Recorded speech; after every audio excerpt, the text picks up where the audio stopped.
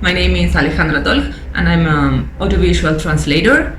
And today we're going to talk about porn. We're going to talk about why translating porn is much more difficult than what we may think about at first. Before we start, I'd like to mention that some of the images and some of the photos that I'm going to show you on this video come from two actually presentations we've made with my friend and colleague Estefania Caset. It was one of them was Buenos Aires and the other one was in Mexico. We prepared this work about what is it like to work with porn and material like X-rated material and XXX films for adults.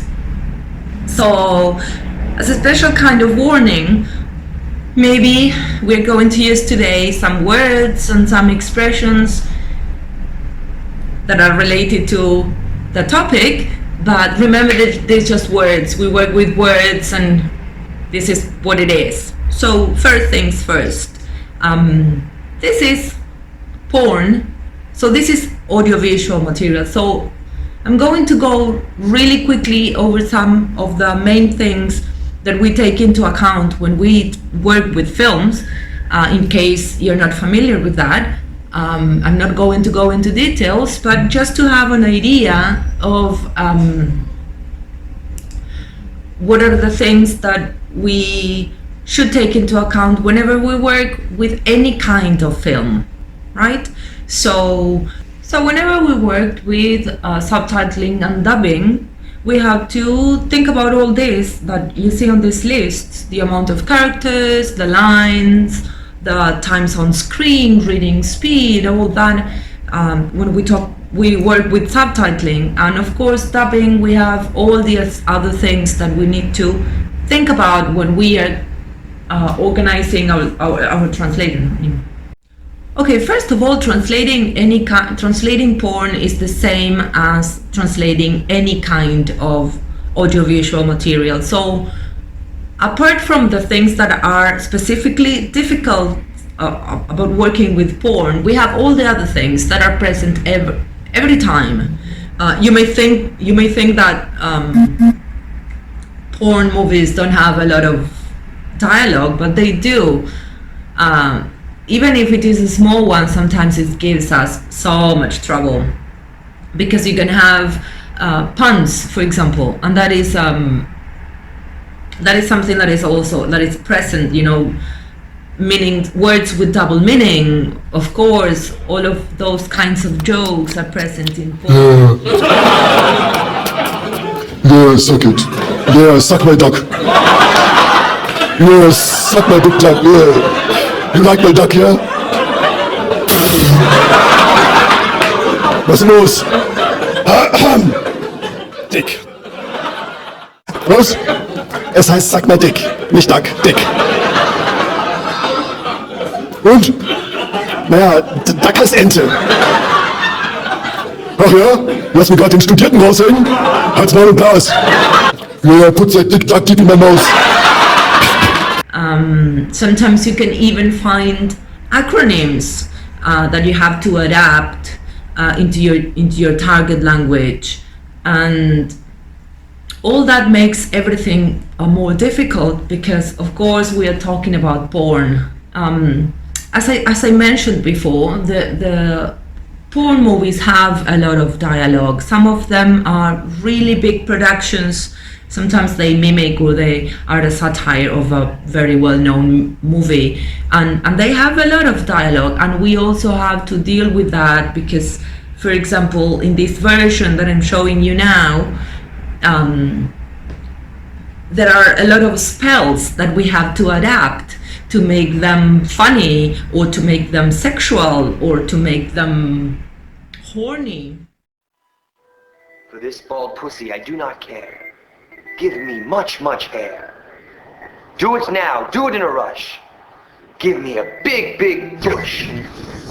So sometimes you have to deal with things that you don't expect that you have to deal with in a porn movie. But just imagine if they are having intercourse on a plane and they want to give it a little bit of a thrill, so the plane is going down and the pilot starts talking gibberish about the phalange, whatever. There are a lot of things that sometimes we have to investigate, even if we are translating porn. It's not that just, oh yeah. There's something really important, and this is specifically about porn. There's something really, really difficult to work with, and that is register, and that is bad language, and that is specific language.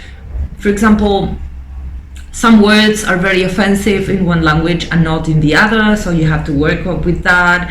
Sometimes, I mean, in the culture of one of the target language, something may not be offensive, but maybe when you translate, for example, in my case, into Spanish, it comes out as offensive. So you have to have like a sixth sense to really to see that. There's something else that when we are translating porn or X-rated materials, we also have to be very, very careful on the LGBTQ terms. Like, I'm not an expert, so every time I have to work with any of these, I have someone I consult, preferably someone from the community who also is a translator, because you don't want to make mistakes there. And you have to be very, very careful, because that is most of those words are being born as we speak. So and the shades of meaning are so, you have to be very, very careful with dealing with that. Talking about porn, there are a lot of words that are specifically on sexual practices, and that may be a little bit tricky to work with, mainly in terms of space and time. I have a video that I can show you. So much for her wearing white on her wedding night. God, it wasn't supposed to happen. Like, we were so cool doing all like the simple stuff first, Which is? Just like blowjobs, like hand jobs, like licking her puss, fingering her puss. I mean, okay, I heard enough. So that's it. You have so many words, and if I have to subtitle this, imagine how I'm going to put all those words in one subtitle. She says them so quickly. That is a thing. One other thing that we always have problems with when translating porn is that many of the films don't have scripts. They improvise most of the time, and in general the actors and actresses are not native, like not English speakers. English is not their first language, so many times we find a lot of words and phrases and expressions that it's impossible to know what they are saying, so we have to work through context, and we have to start like kind of guessing what they are saying, because it's very, very difficult to understand, and there is no script, there is no post-production. Another similarity when translating any kind of audiovisual material and porn is what we call relevance. It's like we have to make these decisions. Is this relevant? Imagine we are watching a movie, and if we want to write everything what they say on a subtitle, it's not that I'm watching the movie because I want to read, because I want to know what's going on with the plot. So when we think about subtitling, the actual subtitle is uncomfortable, is blocking the image, and so. But if I don't translate, or if I don't write on screen what's going on, what is it that they are saying, the viewers also realize that they are talking. It's like, come on, what are they saying?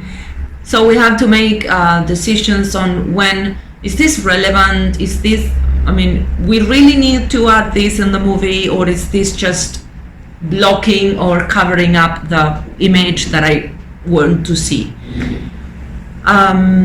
Of course, in dubbing, it's a completely different story, because dubbing mimics, the movement of the lips, and dubbing has its own problems, because imagine that we have to re-record all the moaning and all the gasping. So translating, it's also difficult in terms of working with time coding that, and saying the voice talent. You have to start moaning here up to here, and then you take a deep breath, and then you continue moaning, and then you Solo gasp. quiero que goces. That is really, really hard when you work with dubbing. When you work with porn, in general, you feel that you have more freedom in terms of your translation, because there's no censorship there. So it's good on one hand, but on the other hand, it has to be neutral. So here I'm showing you a list of words. You can see the variety of words that we find in English, and so many little few words we can use in Spanish. So to sum up, contrary to belief, translating porn is so much difficult than translating any other.